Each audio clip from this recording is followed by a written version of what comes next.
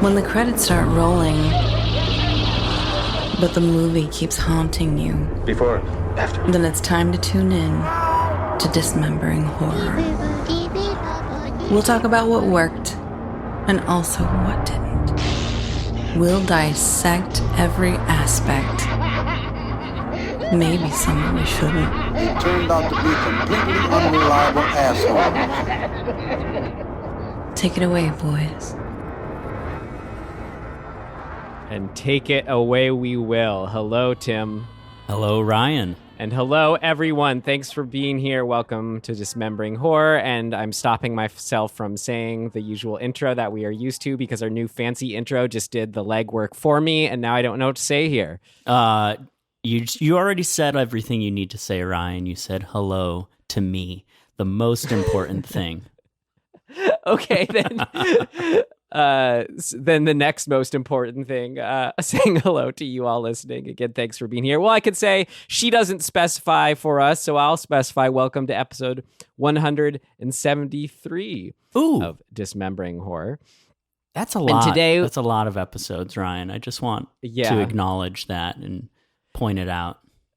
It's true. It's like either in my mind, whenever I say it, I'm either thinking about it in terms of like the literal episode count or just like 173. You know, it becomes the moniker for the episode itself. Yeah. I always apply those two meanings to it. Well, today, after our fun scream-filled double episode, we are back covering another new release film for 2022. We're just so far only talking about 2022 here. It's Texas Chainsaw Massacre, the 50-year later in the chronology direct requel to the 1974 classic, The Texas Chainsaw Massacre. Texas. So for 2022, they made Chainsaw one word and dropped the. And then boom. They're really going for it here. Yeah. All right. Well, anything you did want to catch up on before we do jump into the trailer here? Man, I'll tell you what. Not really. Life is weird, you know. The world is weird. Yeah. All of those fun things, but look, I'm excited to be back. Yeah. Here it's at least reliably weird. Yeah. I feel like this break was an interesting experience, and we're still navigating getting kind of back into the swing of it with the podcast and everything. But it's cool. It's like bigger and better things, right? Like just trying new stuff out, getting the word out, all that. It's fun. So hello, everybody. Welcome back. We're so happy to have you. Yeah, I know. Yeah, it was kind of almost like an in-between episode, even though our last episodes were a We're Back episode. But now it's just you and me again. It feels more official somehow. Right, exactly. Cool. All right. Well, I'll second all that. And with all that said, let's dive into it. Let's start chainsawing it apart. Here we go. The trailer from this fine year of 2022, Texas Chainsaw Massacre. So Harlow is a ghost town. We have a vision for this place. All it needs is young blood. I don't want to live here. This is a chance for people to start fresh somewhere safe. Hey guys, you should see this. What are you doing in our house? You really shouldn't be here.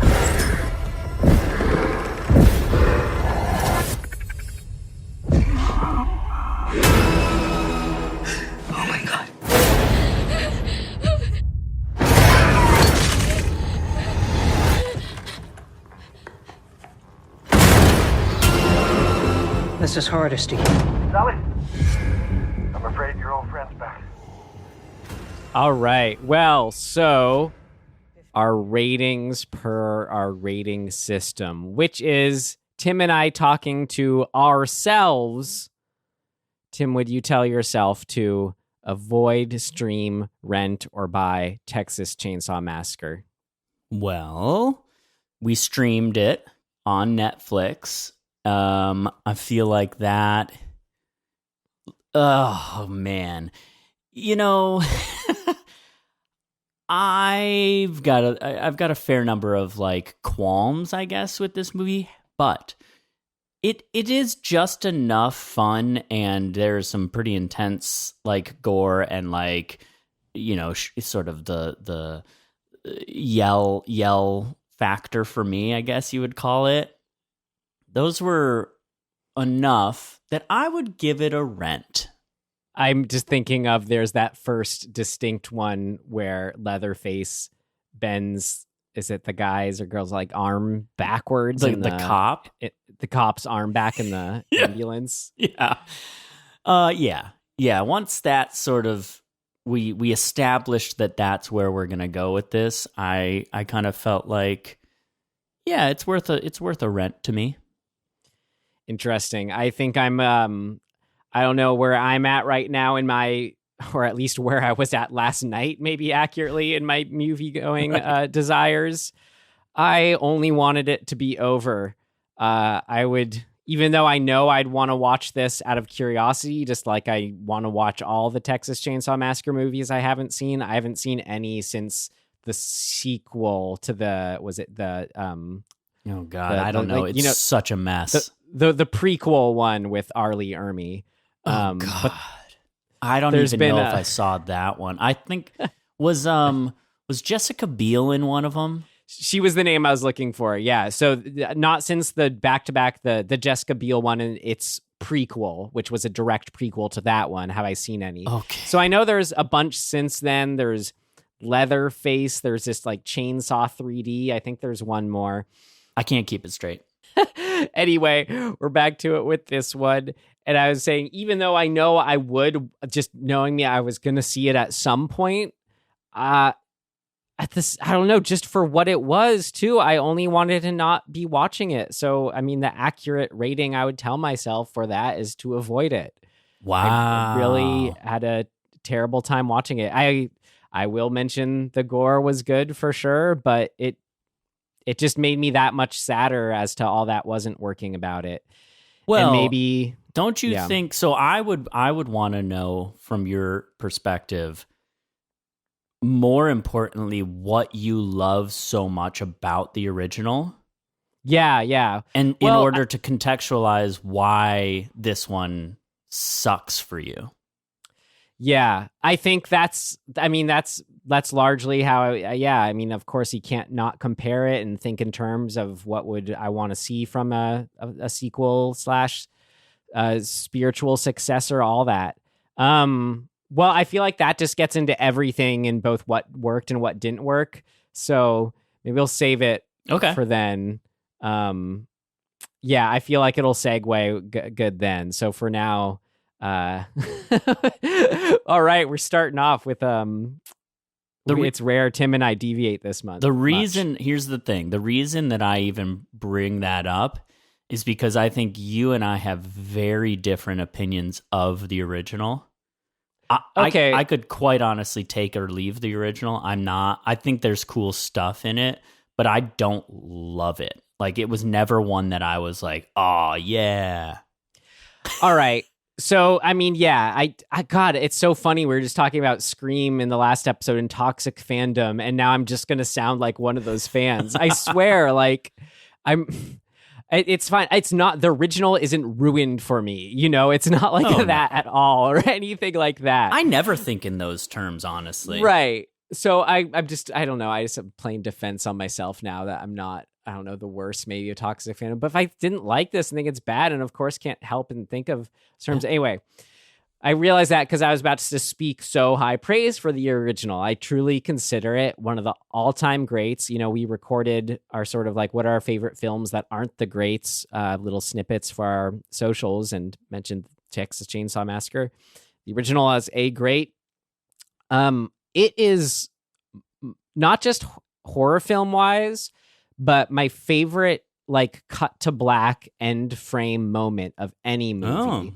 Oh, okay. Like, I can't think of, I don't know. And a lot of times I think of what good horror, not a thing that good horror can be doing, or that I think is unique to horror or thrillers in a lot of sense, is you listeners can't see me right now, but rather than a roller coaster of ups and downs that films can do, horror and thrillers, as I just said, they can just start at the bottom and just go up and up and up and up until they reach some sort of pinnacle, you know? And that's what just the original embodies for me, is that trip into hell that you just only feel sicker and sicker and more disturbed. And that end moment of that chainsaw roaring and Leatherface wildly swinging it. There's just it's just so raw and animalistic, and I don't know. It's the most powerful kind of the level of most power a film can emit at all for me, you know, in just sort of how not what the feeling is, but just how much feeling a movie can give you, you know, but something that's so inexplicably like unique to the medium too, that you can't do in any other medium. I just love it, love it, love it. I don't know. So there's some of just maybe the why it's so important to me, but I don't know. Does that answer enough of what you're asking? Because then I have the more specifics about why I think the original works that I could save or not.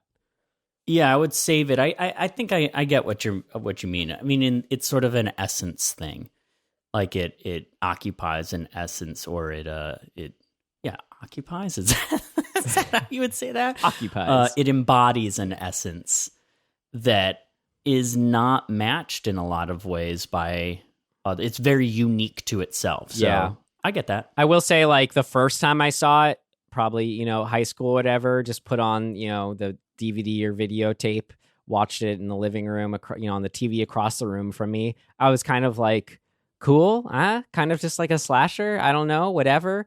But then the more I saw it, maybe the bigger screens I got to watch it on, and just, I don't know, I became just to see all that it was doing more and more. So when I say like that end moment, I can also refer to it as like this.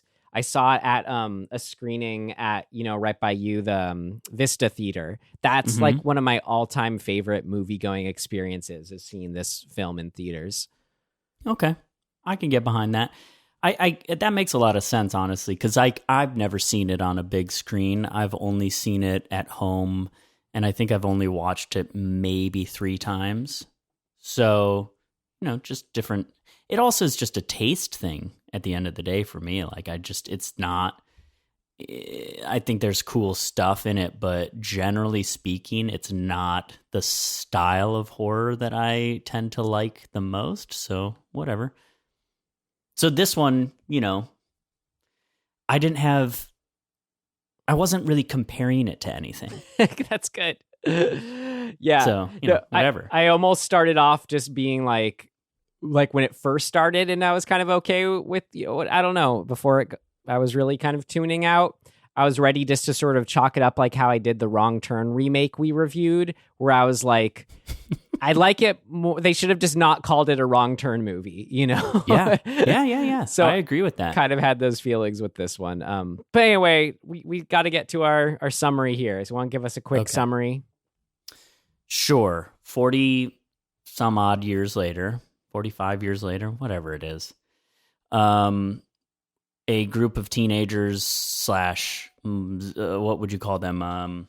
Gen Z. No, they're Gen Z, right? So some Gen Zers have bought up a bunch of the property in Main Street, Harlow, Texas, which is the town in which the aforementioned Texas Chainsaw Massacre of 1974, I think, happened.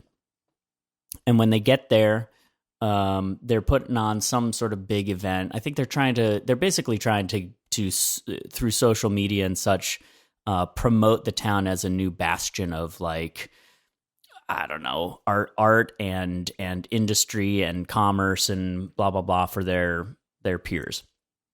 And so they have bought up a bunch of the property, and then I think the idea is that they're going to bid off properties for other entrepreneurs who want to open shops in lovely Harlow, middle of nowhere, Texas. Sounds like a great plan.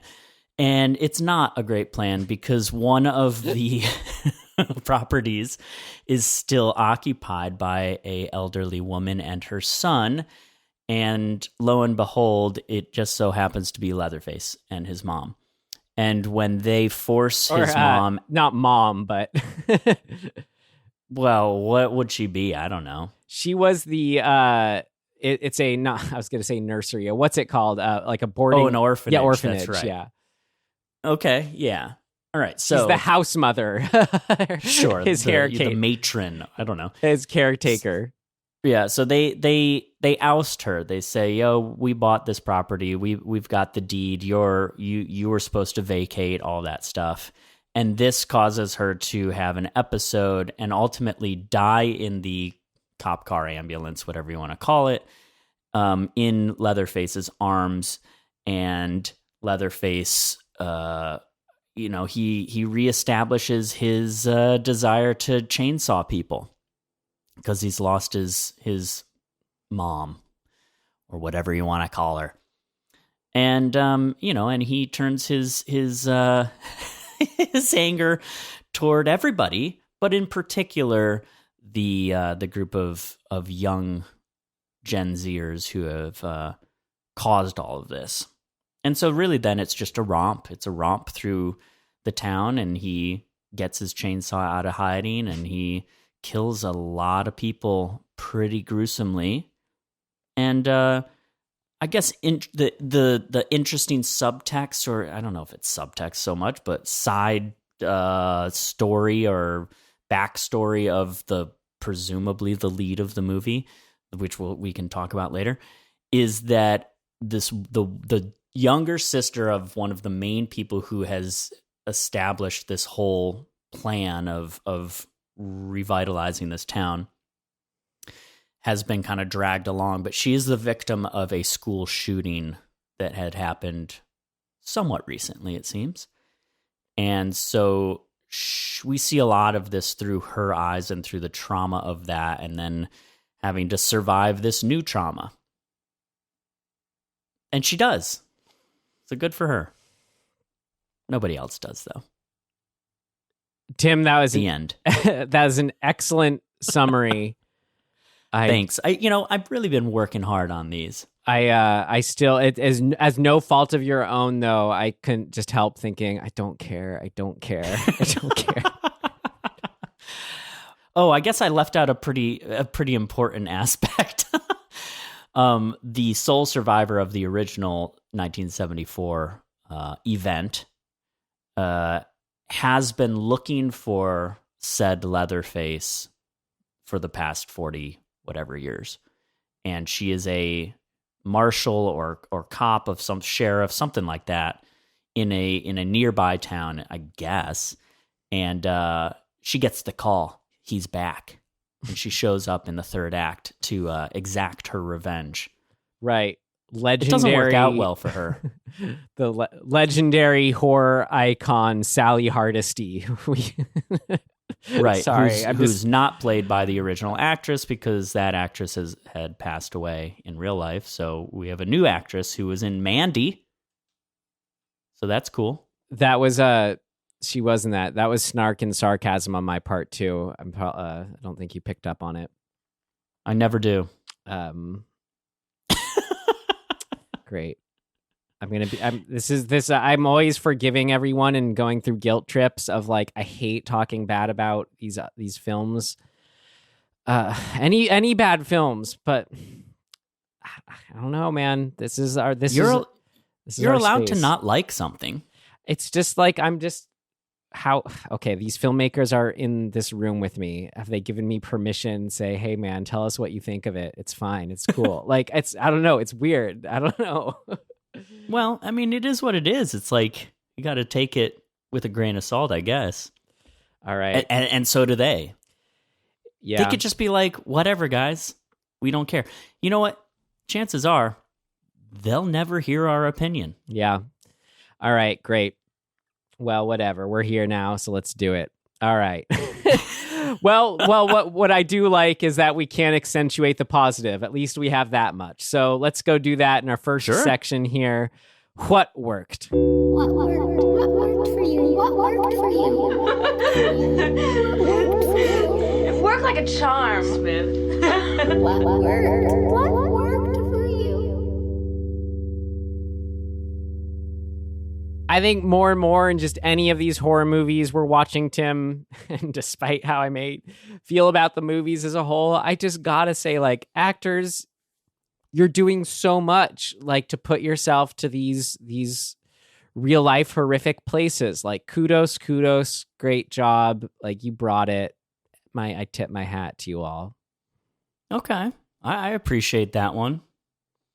What else? What worked though, Ryan? I mean, what worked for you? So, I mean, yeah. Am I going to pry anything else out of you? Yeah, I feel like I could just like list the obvious stuff off I already mentioned quickly. The gore, it was just like that kind of gore where when that kind of their main buddy who shows up, who's like the secondary tier character, who shows up, gets killed on the bus.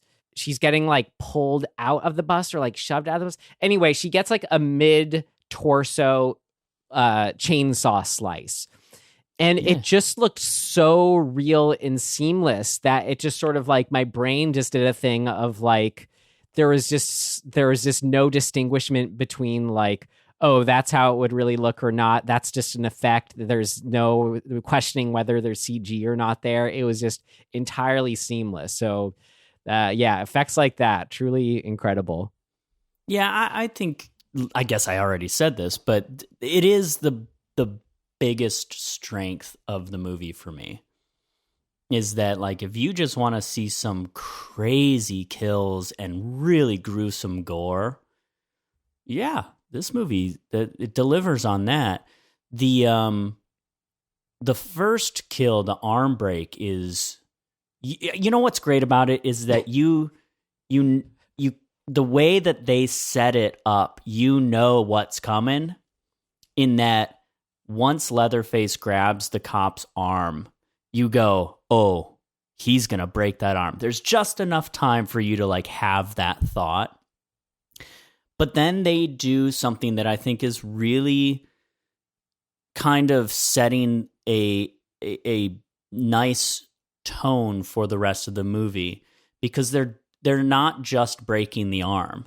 They break the arm, it's gruesome, it's graphic, but then he stabs the dude in the neck with his own broken shards of arm bone. Right, that was good. Right, so kind of doing that like as the first kill, that I think in the past a lot of the time would be the version of a kill that's upping the ante from previous kills in the movie. But they start with that one and essentially are just saying, like, strap in, because we're going to just show you it all and get crazy.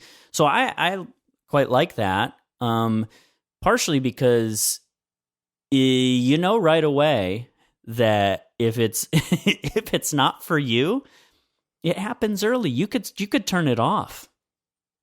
But if you are into it in the weirdest way, I guess that I tend to be, I was like, oh man, where are they going to go? Like, what are they going to do to continue to keep us in with this level of gore? But I think they did it. The knee break, the hammer to the head, the meat cleaver to the jaw.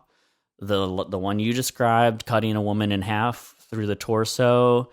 What are the just the cutting off of the quote unquote mom's face? That whole sequence is well done.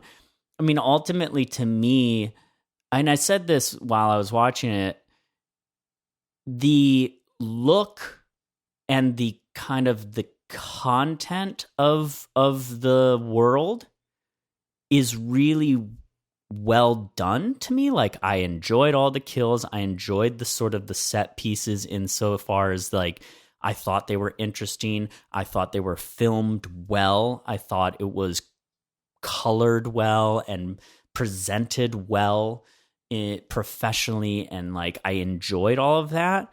But at the end of the day, it kind of ends there for me. So I guess that's just to say that at least those things were working. Because, man, if they weren't, you'd be in deep trouble.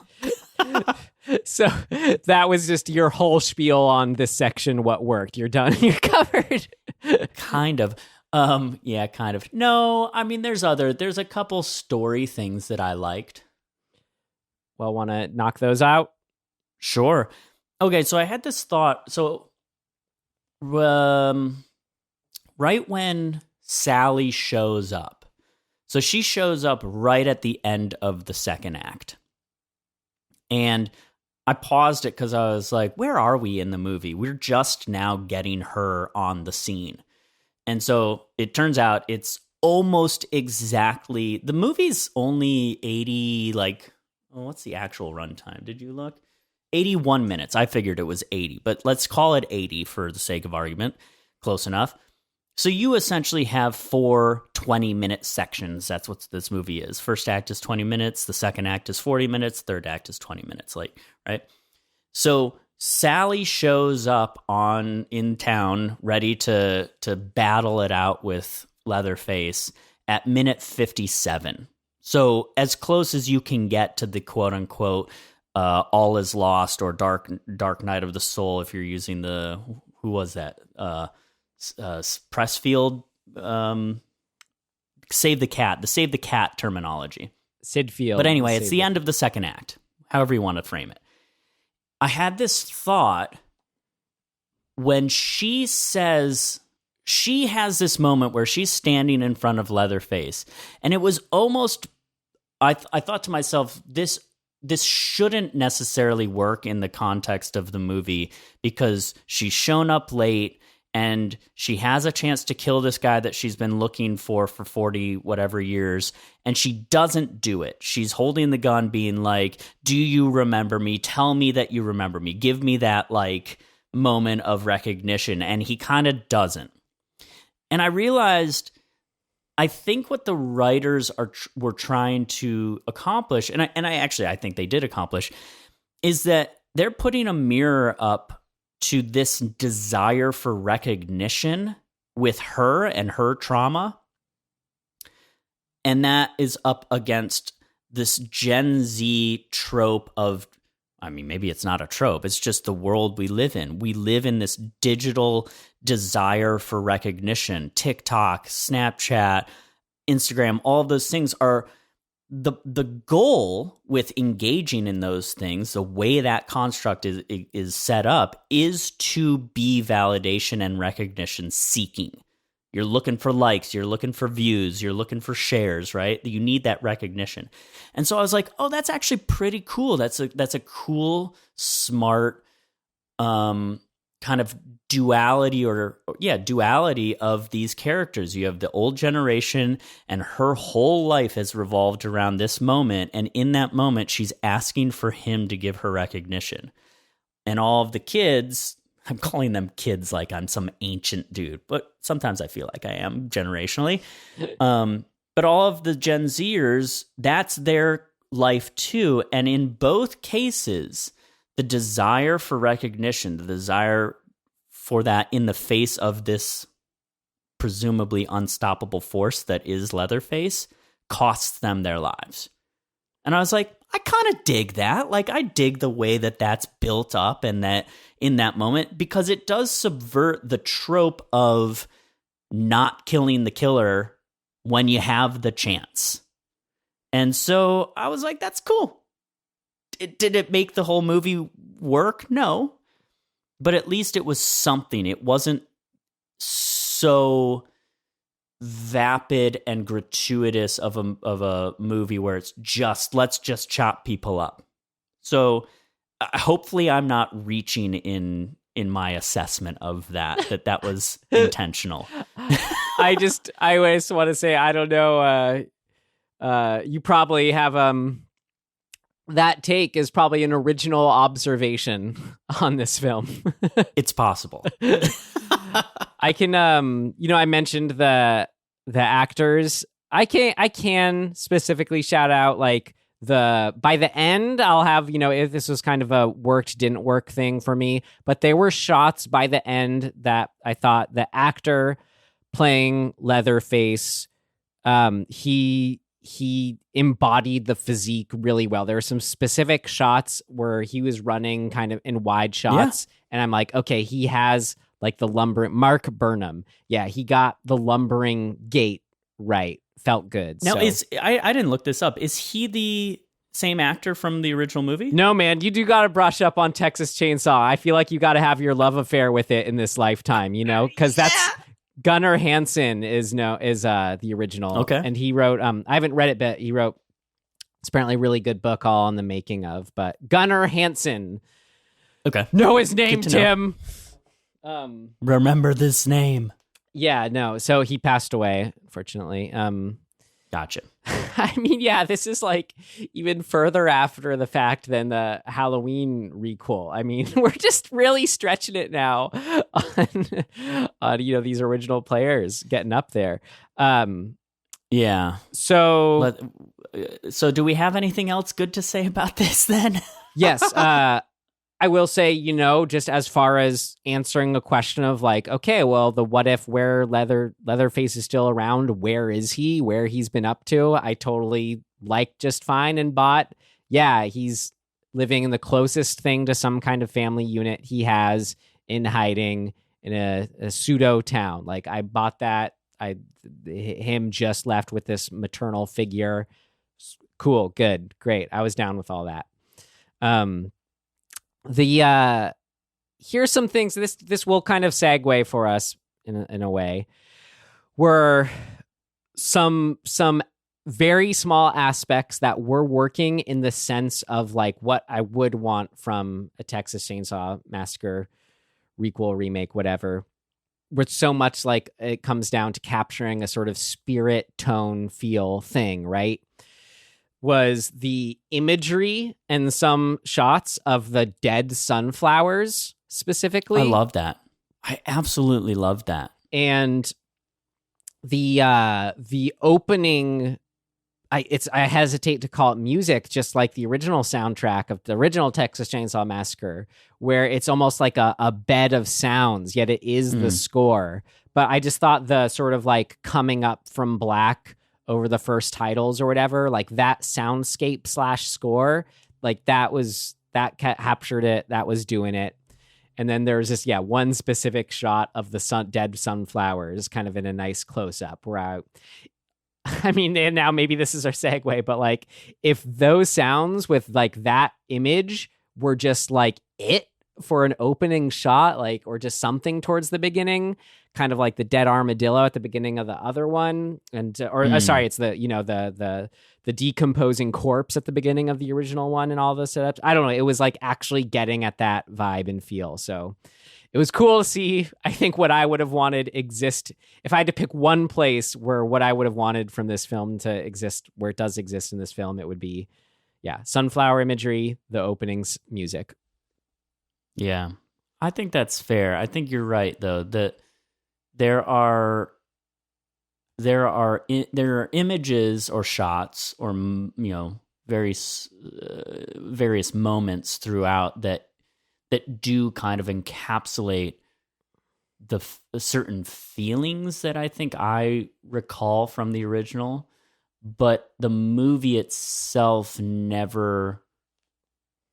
It doesn't quite feel like it's matching that. So maybe that's a way to transition into why.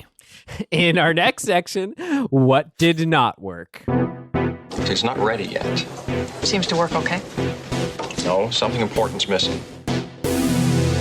What did not work? So why? Why doesn't it work? Well, I guess kind of like what we were doing, more on why the original worked so well. The original is all about like a descent into a nightmare and trapping you there. Like where it's so clearly obvious for me, like the original, like it's you don't have like a Laurie Strode character. Like, it's not about that. The characters are forgettable in a way. It's not about relatable protagonist in a sort of character sense.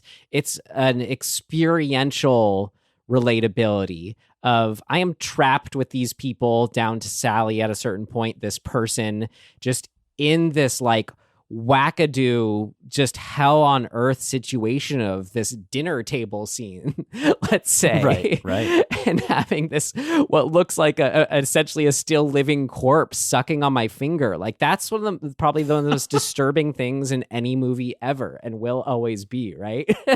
Yeah. And then you just have the fact that the original, let's just say, totally the polar opposite of this one, did not rely on gore. Like, you don't see any piercings or anything like that. It's all just sort of, the feel of the hook going through the back of the back, of the back, that we don't see all that. That's oft talked about with the original. And then just stylistically too, just felt like such a strange departure. And maybe this is like, even if it's just not a Texas Chainsaw movie, just something that's not so much my taste, unless it's like a really over the top, more sort of fun thing as far as that style of, like, in this one at the ending when she's holding up the chainsaw for that final like smack up against Leatherface. It's just like this, what felt for me like this totally ridiculous, unnecessary, just kind of like a hero moment, slow-mo shot that just, I don't know. It's just wasn't the kind of movie I'd want. I mean, I guess it's a ridiculous slasher, this movie, so maybe it is perfectly appropriate for it. But anyway, something you would not see in the original. And I mean, just, I guess, I don't know, another way to highlight what I think the original is doing is, I'll point to, I think I RecommenDEADed it, but I'm a big fan of House of a Thousand Corpses. I think Rob Zombie understands to a core what made not just the original Texas Chainsaw Massacre work, but Texas Chainsaw Massacre 2, which has this whole other level of kookiness kind of that it's doing, its strangeness. As far as, I mean, what you see as far as the first one in House of a Thousand Corpses is, like, again, this descent into hell. It's nightmarish. You could kind of be like almost falling asleep and wake up. It gives that feel of like that disorientation, of being thrown into a nightmare.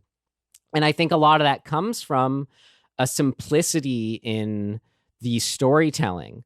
Like, it's just, you throw these group of kids, young people, into this situation. And any sort of, any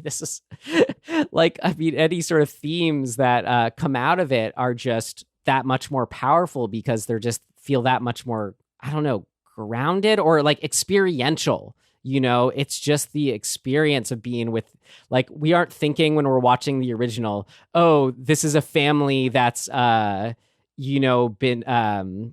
that's become irrelevant in their work because of automation of the meatpacking industry. But like, that is what it's a story about, and there's something in there. And we aren't necessarily going like, oh, it's a story, of these yuppies, out of towners, young people going into Hillbilly Central or whatever, deep Texas. Like, I don't know. It's somehow letting us like feel what that's all about and getting at something deeper without like this movie just hitting it over your head. Like as hard as he's hitting that guy in the head with the hammer in this movie. That's what it felt like to me with this movie, just beating in like everything that it was, about. Like, how many times did they say the word gentrification in it? Like, Jesus Christ. Mm-hmm.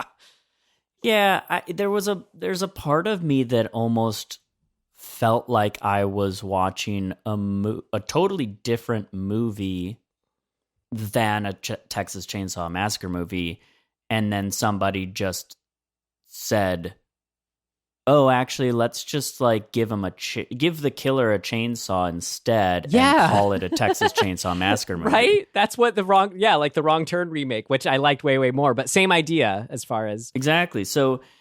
Yeah, I don't know. I don't know where to begin on like why I felt like it wasn't working.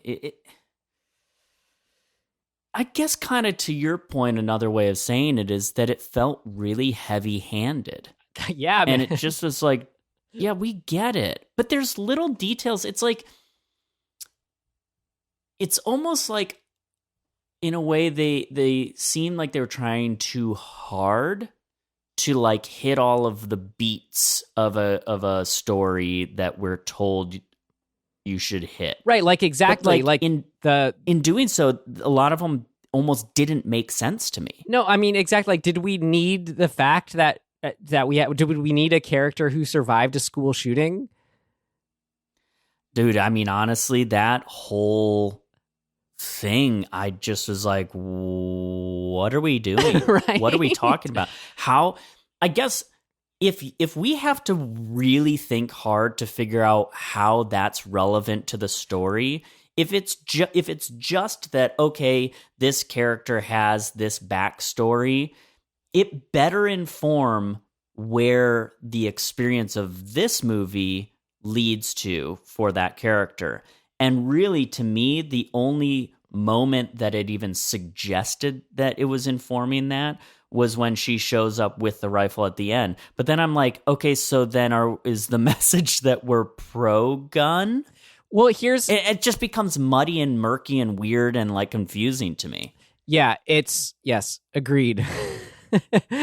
Right, no, like same deal with at the ending of, if we're just talking about, trying to, is it making a point or is it trying to say something about something?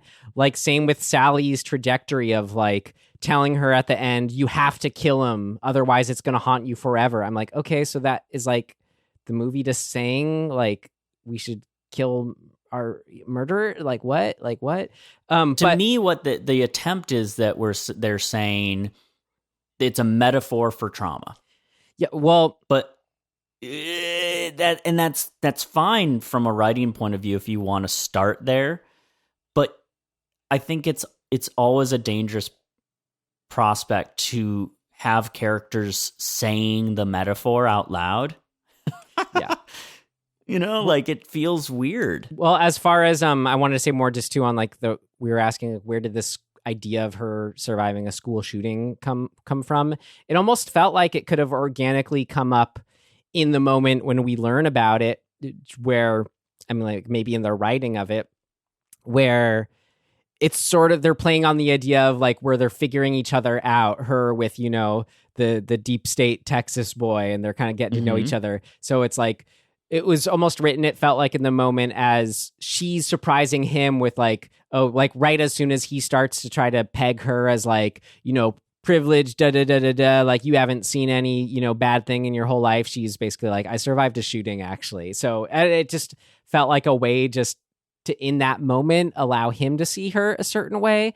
But you don't need to like go that heavy handed or deep, or not deep, but just, obvious, I guess. Yeah. All you need was just sort of, as long as they just kind of feel like real people and are given like a little something, just it could just be in their performance. As long as they just interact enough, like you get some sort of back and forth. Or is it so bad if we actually do sit on his thought of his accusation of her a little bit? Like it just felt, I don't know, so weird, unnecessary. And so it's not just like that giving them that actual background too, as far as taking me out of the story and the characters, but also just in the way where, yeah, I don't know. I just keep coming back to the idea of like, it's all just too much, whether in style or writing, characterizations, like the conflict that sort of sets us off of, oh, does she have her deed or not? We actually have the deed. Like, I thought that was all that I needed, and actually pretty interesting when you have, was the girl's name, Sarah, our main girl. She says to the old lady, trying to get their names here, Mrs. Ginny Mick, MC. She tries to say in a really like polite way, oh, well, maybe you can just show us your deed and then and it's like a way that, it kind of sounds gross what she's saying, like when you really feel it, but at the same time, it was enough where I could just buy that this was me or one of my friends or something like that, where, you're trying to stay tactful, just bring it down to the brass tacks. It's all she has to do. And there's still enough like tension there. But then you had her buddy, the main guy, just like out of nowhere, and what seemed would seem totally out of character for Gen Zer trying to do good in the world, like flips out at this woman. Like what? Like are you?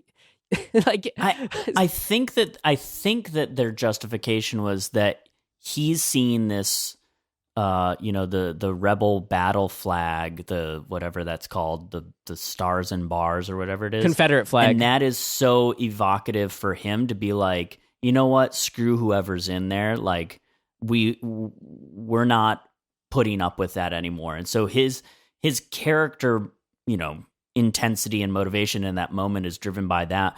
But if that's true, I didn't feel like the filmmakers made that point clear enough. Yeah.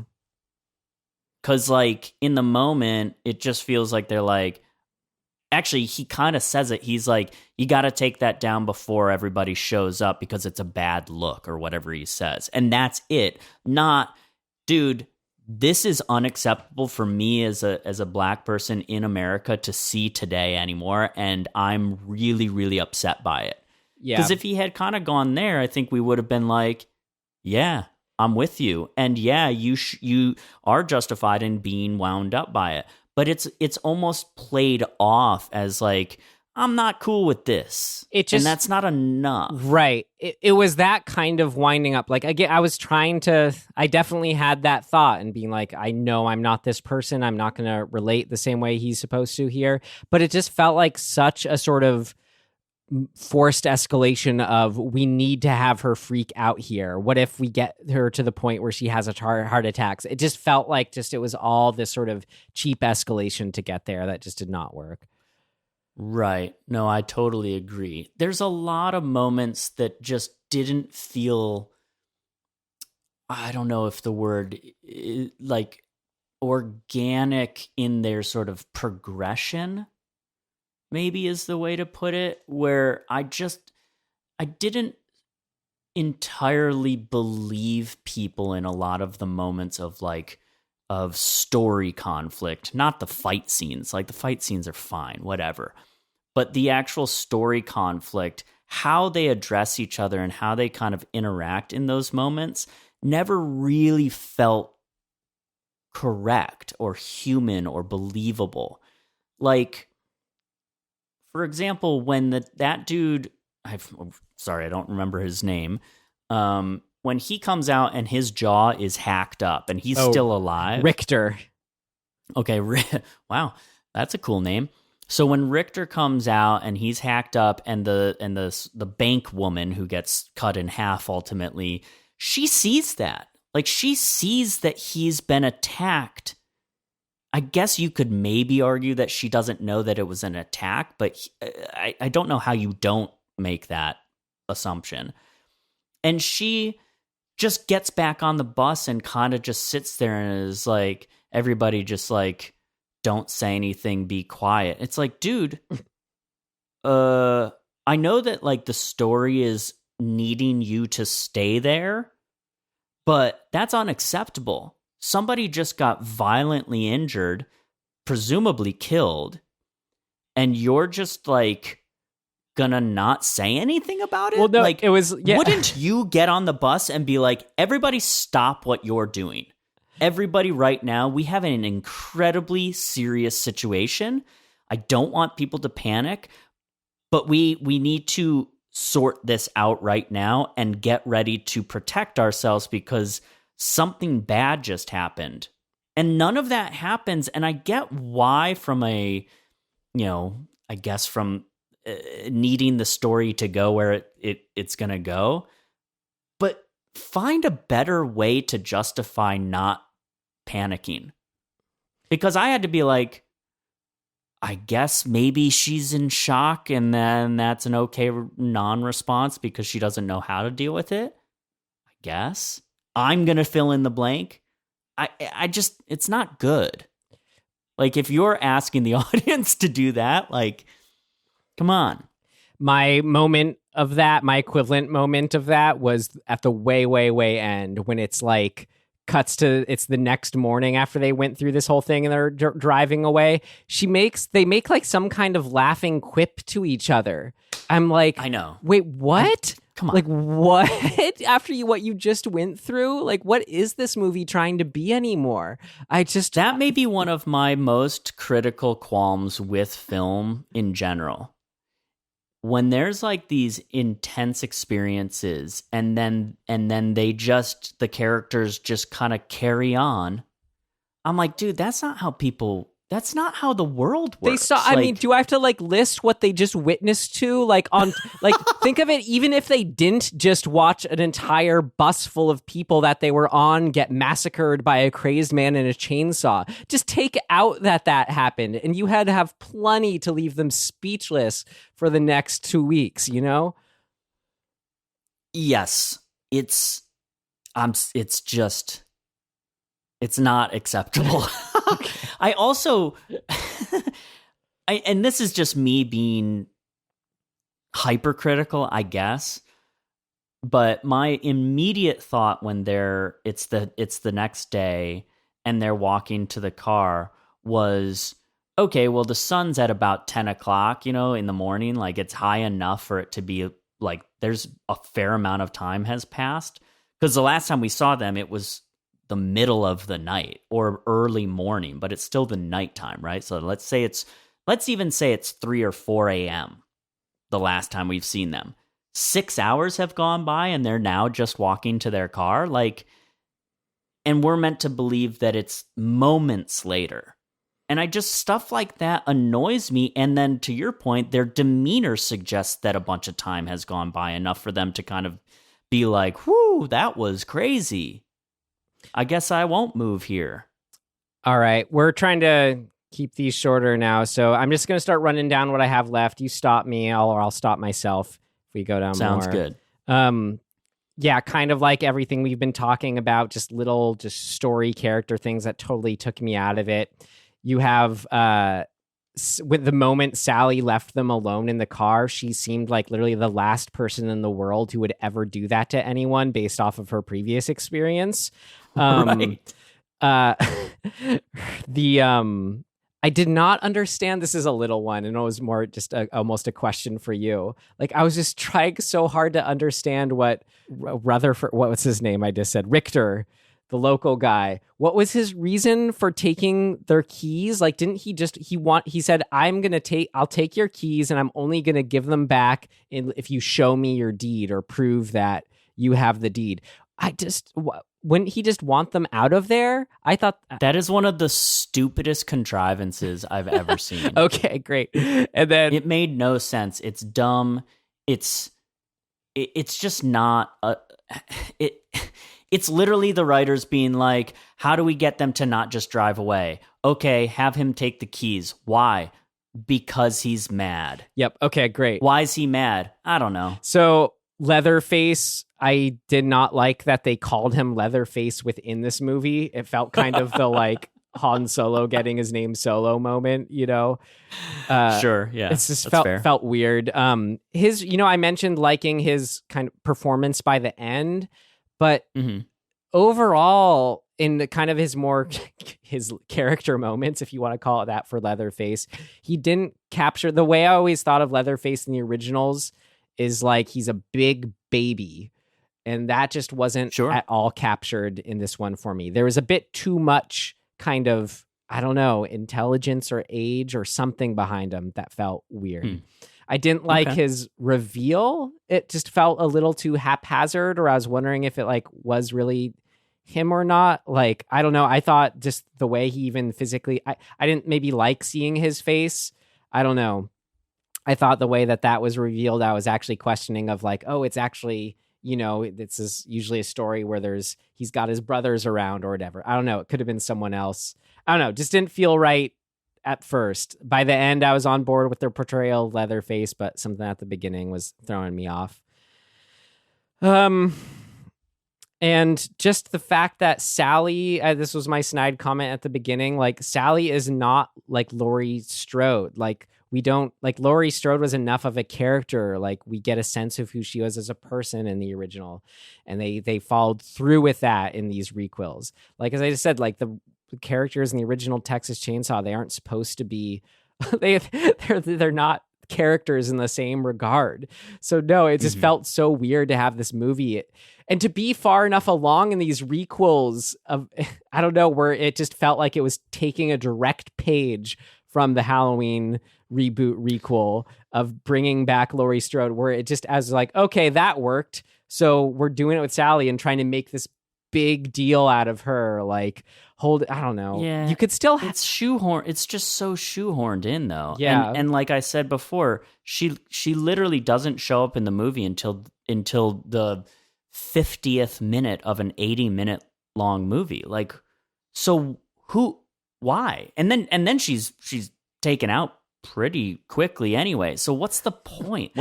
If you don't have her throughout the movie? See, here's what I really thought should have happened at least in some way. Integrate her character with whoever we're presuming is the new sort of lead final girl, I guess, of this movie in some way or another. Like, let us understand what they have in common or not. Yeah. So that we can actually care about this experience. Because to me, ultimately, this movie was, if you're going to say that the main girl who survives and Sally are essentially the main characters, they have like half a moment together and they're living out two fairly different experiences in this movie.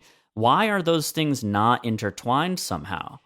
Like, they're just presumably intertwined because they're both having to deal with the same killer? Like, that's not enough. Yeah. I don't like it. I know how stereotypical horror movie this is, but I actually would have liked something as simple as like Sally just passed away and now her granddaughter is just really curious to see where this traumatic thing happened. Like, I really thought that they were related. I was like, oh, they're the grandchildren, and this is why they picked this town in the first place. Because only in a horror movie sense does that sound like not a smart thing to do. But honestly, in a real life sense, if this happened 50 years ago, I wouldn't feel any like threat to go to this old location. You know? Yeah. So I don't know. That's all I would have needed. Yeah, it felt weird just making her a Laurie light. And you said she died right away when she got there, but she didn't. She somehow survived getting like a 3-foot hole cut into her. Like, yeah, no, she dies immediately after that. But the fact that she wouldn't be instantly dead from that was just so ridiculous to me. There are a lot of convenient, like, results saves in this movie. Yeah. You know, that I'm just like, and a bunch of them they kind of don't even show. Like, the older sister is impaled and trapped, and they make this big to do about like, you got to leave me because I'm stuck here and he's gonna kill me anyway. Off screen, she gets out and shows up, like, saves the day again, and it's just like, dude, well, if you're setting up problems for your characters and then you're solving them off screen and never telling us how they did that, I don't care about that character. I want to know how they get out of their predicaments. That's what makes a character interesting. Not having them just show up like Deus Ex Machina, like save the day out of the blue because they happen to figure it out. And like, we don't know how she got out of there. We don't get to see that struggle. We don't get to see, all we got to see is her be like the worst trope of like, just leave me. Just save yourself and leave me. Yeah. I'm just like, oh, God. All right. And what does that have to do with the school shooting? Nothing. The school shooting. It doesn't even work out when she grabs the gun to shoot him. Yeah. It's like, I don't know, whatever. I didn't like all the shoehorning in of the social media stuff. That felt like on the level to me of the Banana Splits movie with the live streamers and that. The moment that dude says, like, we're going to cancel you, or we're trying to cancel you, bro, I just was like, you have officially, like, jumped the shark now. like now I feel like you're either insulting me, the viewer, or you're just so deeply out of touch as a writer, or whoever's decision that was. That is one of the worst lines in anything I've seen in a long time. Well, and to sum it up for me, if you just think like, I don't know, just thinking about, again, this is the sequel to the original. The only thing that this was doing for me to connect it to the original was just the characters, the continuity of Leatherface, and that, you know, that same tragedy happened. Otherwise, it essentially did the opposite of everything else that made the original. And that to me is just flummoxing and frustrating. And if you're not, granted, I haven't seen or don't remember how all the other sequels pan out or where they take place exactly. But if you're going to this town 50 years later and not ending up at the house somehow, I think you've completely missed the mark of where this, like the trajectory of where a Texas Chainsaw Massacre movie should go. Wait, hold on, Tim. That was our ending. That was our Marvel ending, was Leatherface arriving at the original house. That's not good enough. I'm sorry, it's not good enough. I don't know. I don't think that is okay. It was so funny because my experience at the end credits, when the credits came up, aside from being like it's over now, was I was so excited that Netflix usually cuts it off immediately with like shit flies on the screen being like, here's this next movie that's going to start playing in 1.2 seconds before you can even find the remote control.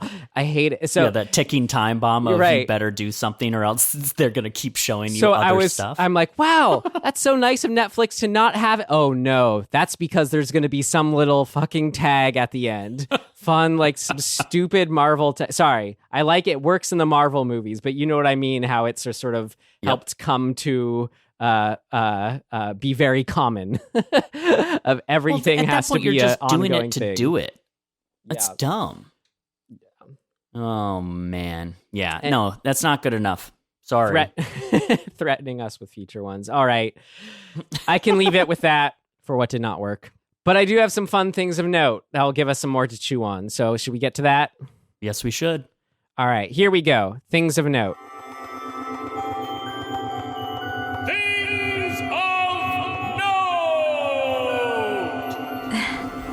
This should be interesting. That was fun, actually, how you mentioned the actor who played Sally Hardesty. Olwen Fouray was in another movie we covered, everyone's favorite, Mandy. And when I looked her up, I liked she played the Borg Queen in Star Trek First Contact. I thought that was fun. Wow. Also, John Larroquette, the actor, known TV actor, his debut was doing the opening narration of the original Texas Chainsaw Massacre, and he came back for the opening narration of this one as well. Of Night Court fame? Exactly, one of those. Wow. So I did reach out to a friend after today, before recording this, whose favorite horror film, probably favorite film, is Texas Chainsaw Massacre. Just to be like, I actually didn't explicitly say, have you seen the new one yet? But I said, Nick, I remembered you telling me this anecdote about the original once. So I have a fun original anecdote about the original film I wanted to share, courtesy my friend Nick. And then just as someone who's a huge fan of this film and finds Tobe Hooper fascinating, I wanted to share some observations of his that I think could help inform what makes Texas Chainsaw the original the thing that it is. That's what's sort of our discussion for the day, if you'll have it. Cool. So I remember Nick telling me that he had met someone who worked on the original film, because Nick was a sort of Austin-based filmmaker for a while. Still filmmaker, no longer in Austin. But I asked him about that, and he reminded me about it. This is what he said. He said, oh, yeah, she was the wife of the editor who also helped with some set decorating, if I'm remembering it right. I think she said that they were driving around, so it was like her with Tobe Hooper, that they were driving around to farms asking if they could gather bones from dead cattle to use for creating like all the weird bone art and furniture in the house.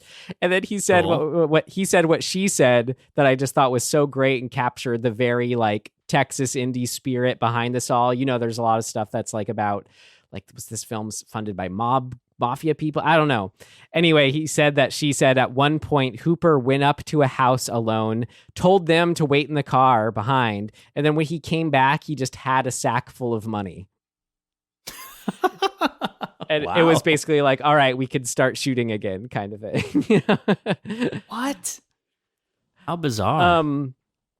Okay, so to think more about like why the original is the original, I think this is some insightful stuff as far as, where a film's power comes from a lot of the times has to do with how much the filmmaker cares about what it is they're dealing with, how much they're going through, whether that's something they're passionate about in a positive sense or something they're hurt or traumatized by, right?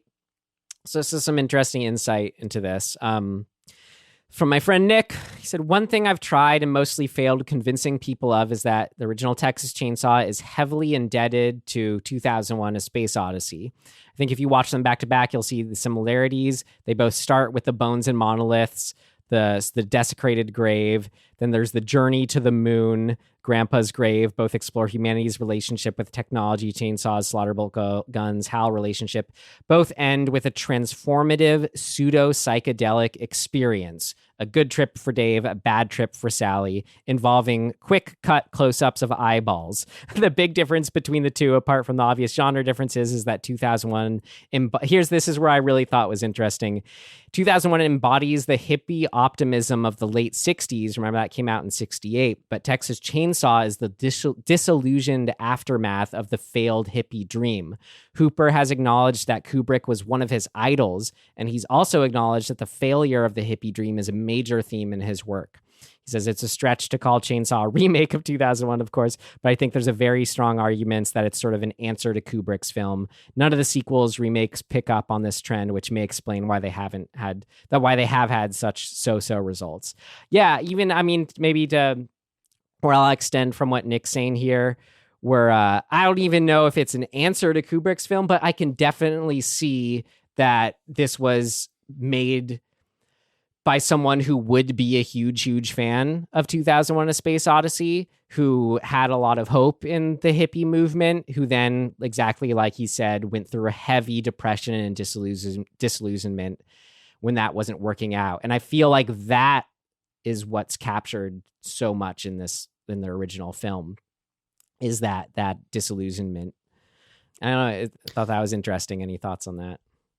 I find that very interesting because it kind of makes me just immediately think to myself, okay, is that something that we see in modern film? Do we see a director's kind of worldview or just philosophy that's coming through, or even just an opinion of... or less an opinion I'm trying to get at, but more just like an emotional coming to terms with, or just recognition of, or expelling of feelings, Yeah, like I do. There's a lot of movies modern movies, I guess, that I've seen recently that never quite feel like they are imbued with what you're describing through the filmmaker. They feel, I guess, for lack of a better term, they feel kind of like cardboard cutouts of how a movie's supposed to be. So much nowadays is just about duplicating or just sort of reminiscing. It's this trap we're caught in, where it's like, it's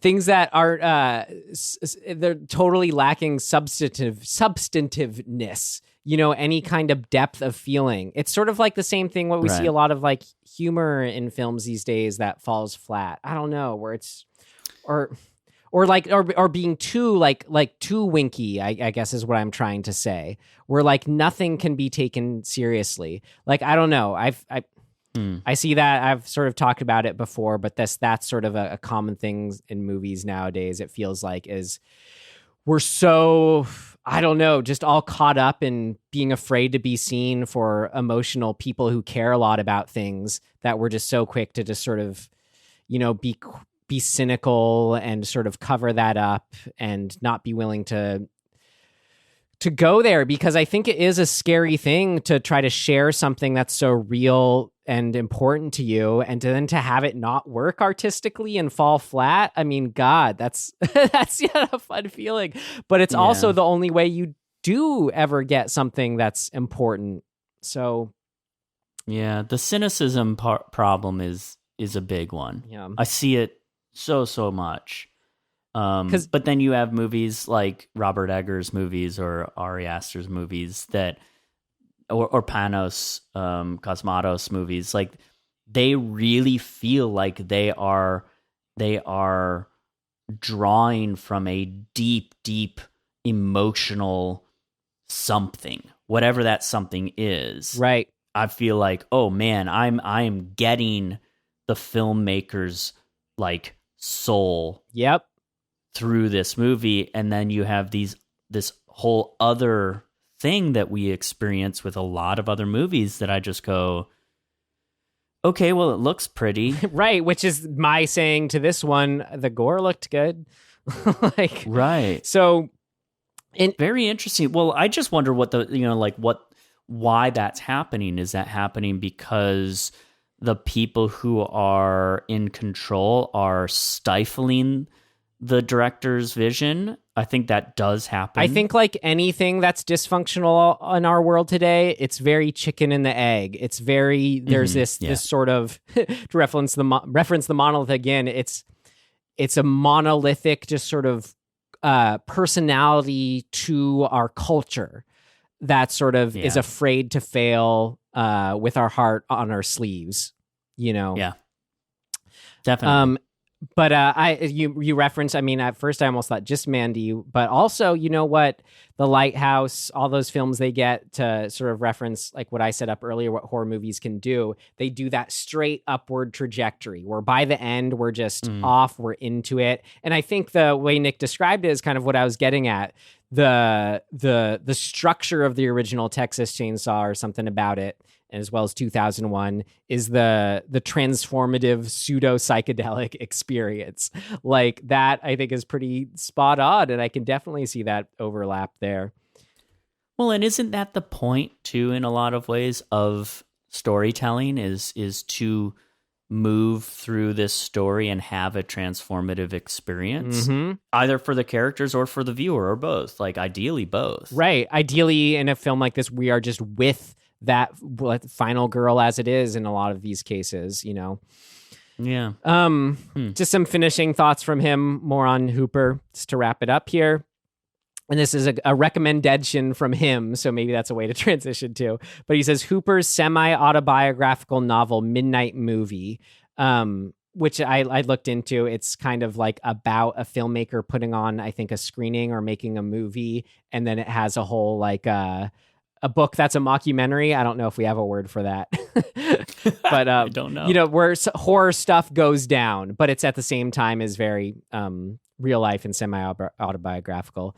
He says it's an overlooked text that offers a lot of insight into Hooper's character. The only other filmmaker who I think is as bitter about the 60s as Hooper is maybe Brian De Palma, but De Palma seems more willing to revel in the collapse of the dream, whereas Hooper was genuinely traumatized by it and spent his career dealing with that trauma. Again, which I think you see that in Texas Chainsaw. It's a first kind of coming to terms with that, almost, of expressing that sorrow. But anyway, of course, the fallout from Poltergeist, where he got thrown under the bus and received little credit for his work, only added insult to injury. That was Hooper's big chance to get his post-60s mojo back, just in time for the yuppie era. Instead, Spielberg, poster child of 80s cinema, got all the credit, so Hooper had Leatherface kill yuppies in Texas Chainsaw 2. Overall, Hooper's oeuvre is a mixed bag, but it's a fascinatingly mixed bag.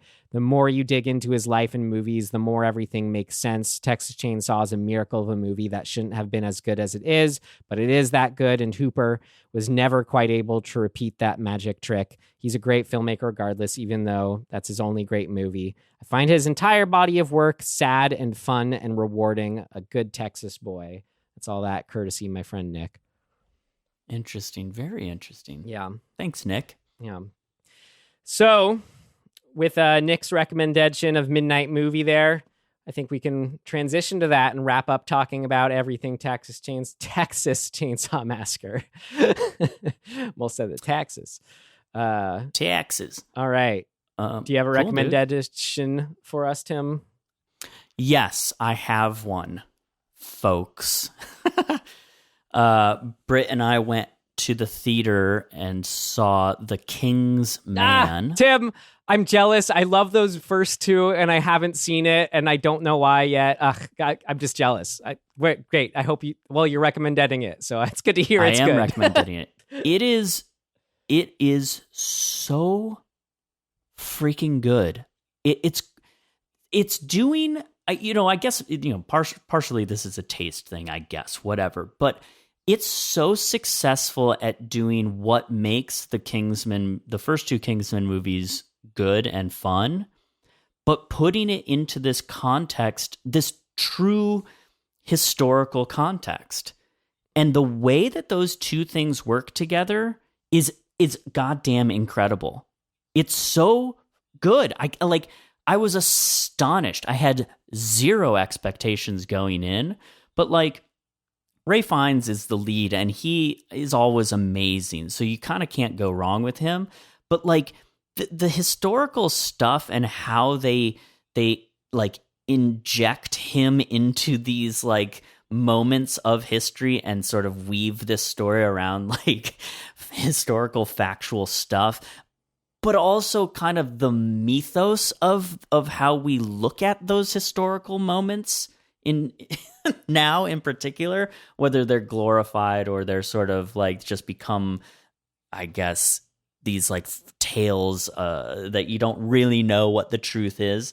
All of that is in this movie, and it's just so fun and irreverent and exciting, and there's definitely gonna be a sequel that is still taking place in this period. I mean, I hope era. so. I always feel like the dude. films, I'm always amazed that they make a new one because it feels like they never do well enough box office wise. So I hope you're right. They keep making them. We'll see. Both Hulu and HBO today, I went and was just looking for something to watch and was like, oh, The King's Man is streaming now on both those platforms. Well, I know what I'm doing tonight then. It's definitely worth seeing in the theater if you can, but it's so good. Just definitely watch it. What do you got? I will recommend Dead from director Takashi Shimizu, who directed the Ju-on film we reviewed. Okay. I was just trying to just kind of fill out, are there any other, J-horror movies people are saying are good from kind of that era? So I was checking out what else he did. And I stumbled upon his film from 2005 called Reincarnation. And I was just pleasantly surprised how solid and fun and just anything I'd want from a J-horror movie by the guy who made Ju-on. Just did it all for me. Cool story about a woman who gets a role in a horror film about a real life murder. And of course the ghosts, figuratively, literally, are coming out of that and or are affecting her experience. That's cool. Yeah. I like that. So if you're in the mood for some good J-horror, circa the aughts in that vein, yeah, check it out. Reincarnation. Nice.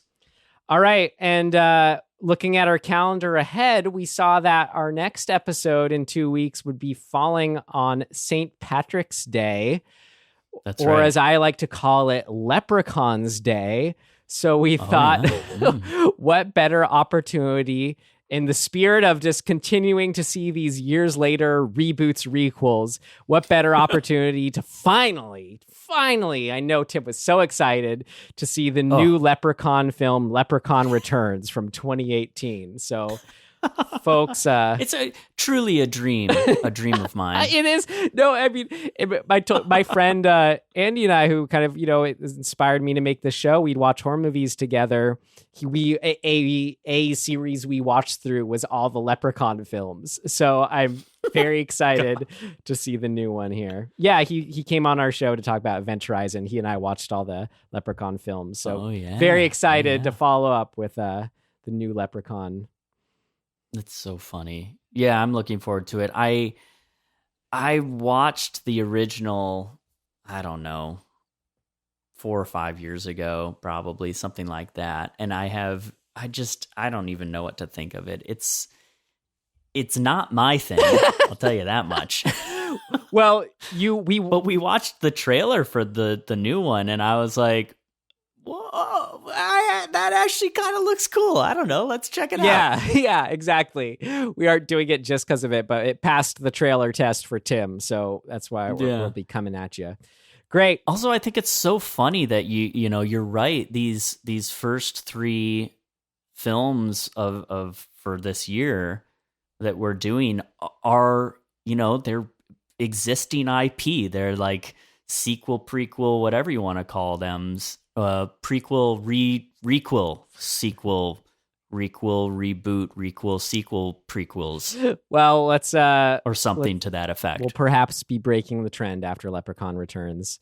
God, I hope so. What if that was all that we ever do again? I mean, at this rate, it feels like no. We just, I don't know. Whatever. We're doing what we're doing. There's plenty out there for us to go explore that is not in that realm. And you have to wait 1 month to hear that episode, folks. That's right. But in the meantime, hey, we got a lot of other episodes out there. You can find us wherever you found us. We got socials, all that stuff. Our big ask, though, you tell a friend. Yeah, tell a friend. Tell a friend. Tell a like-minded friend. They're out there. Well, in closing, watch out what small Texas towns you're gentrifying. Thanks for listening. That's right, and we'll see you next time. Goodbye.